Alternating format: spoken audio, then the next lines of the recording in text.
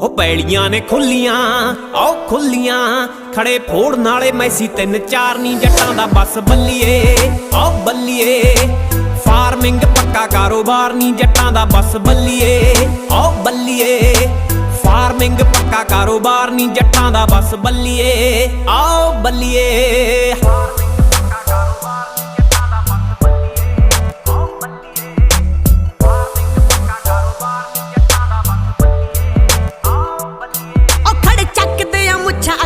ਡਰਾਉਂਦੇ ਨੇ ਦਿਨੇ ਧੁੱਪ ਚਾਹ ਸ਼ਾਮੀ ਪੈਗ ਲਾਉਂਦੇ ਨੇ।